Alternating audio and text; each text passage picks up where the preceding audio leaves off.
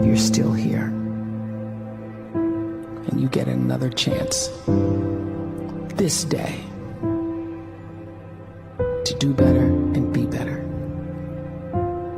Another chance to become more of who you were created and what you were created to fulfill.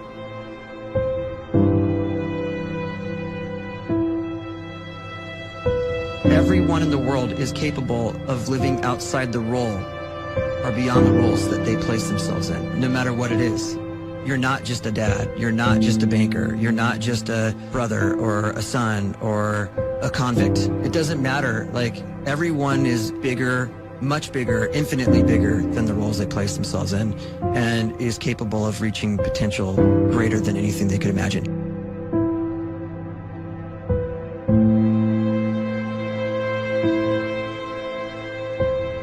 You can live the life you desire.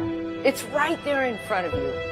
But in order to achieve it, you must first see it, then believe it, and then you must graciously ask and train your brain to help you execute your vision.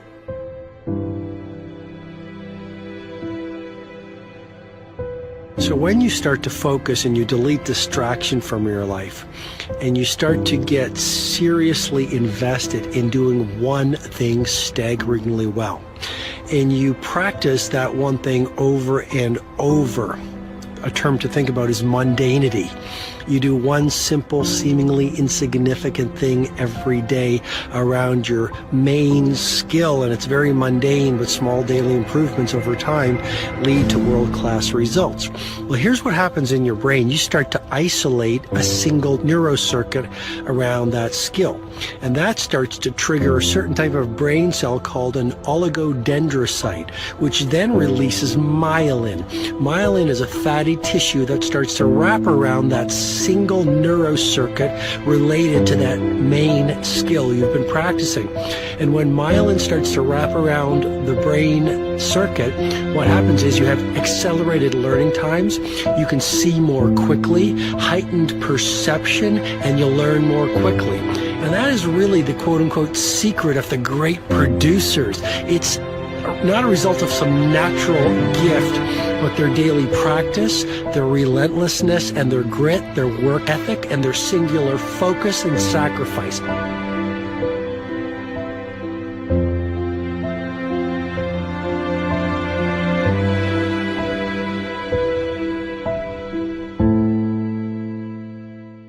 A great life is built not by revolution. A great life is built by evolution. Small and steady wins the race. What you do every day is far more important than what you do once every decade. I want you to really think about that idea. What you do every day is simply your life in miniature. And as you live every single day, so you're crafting your life. What you do over the next hours is really building your future.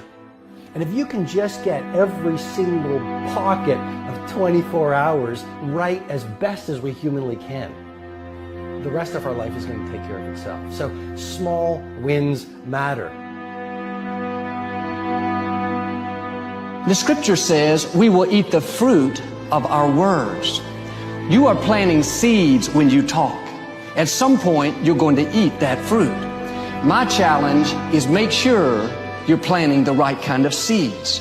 If you want apples, you have to sow apple seeds. If you want oranges, you can't plant cactus seeds, poison ivy seeds, mushroom seeds. You're going to reap fruit from the exact seeds that you've been sowing.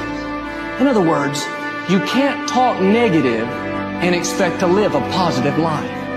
You can't talk defeat and expect to have victory. You can't talk lack, not enough, can't afford it, never get ahead, and expect to have abundance. If you have a poor mouth, you're going to have a poor life. If you don't like what you're seeing, start sowing some different seeds.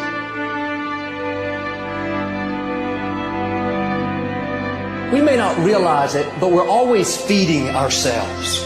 What we watch, listen to, the people we're around, the thoughts we're dwelling on, that's feeding our inner man. If you go to lunch with people that talk bad about the boss, make fun of a coworker, put down a friend.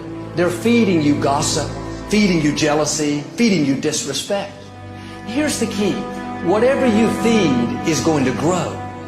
You may not like what they're feeding you. You're a nice person. But if you continue to hang around them, before long, you'll be gossiping. You'll be critical. You'll be disrespectful. Why? Because you kept feeding the wrong things. If you're always feeding negative thoughts, thinking, I'll never get well, I'll never meet the right person, you're feeding doubt, feeding mediocrity, feeding fear.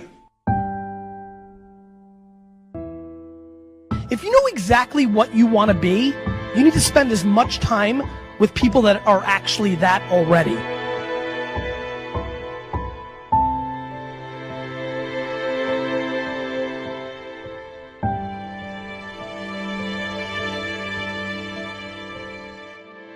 You cannot let a fear of failure, or a fear of comparison, or a fear of judgment stop you from doing what's going to make you great.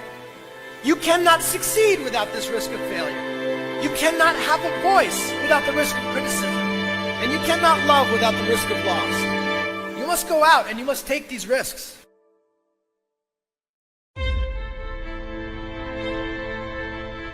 You don't have the time to waste time, because time doesn't wait till you discover your purpose. If you don't know why you was born, time is still moving. And if you discover your purpose at 90 years old, it's too late.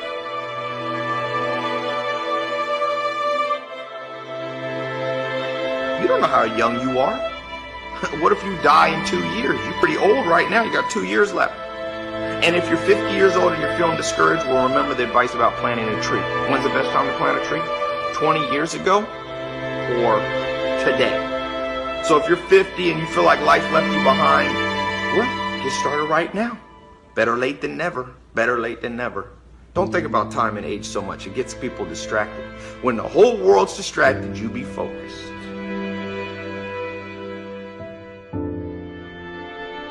You have to trust your own voice, your own ideas, your honesty, your vulnerability, and through this you will find your way. You do not have to be fearless. Just don't let fear stop you. Live like this as best you can, and I guarantee you will look back on a life well lived. You are capable of greatness in your profession, and more importantly, in your quality of self. Stay hungry. Stay young at heart. Take those risks. You are going to change the world around you in big ways and in small.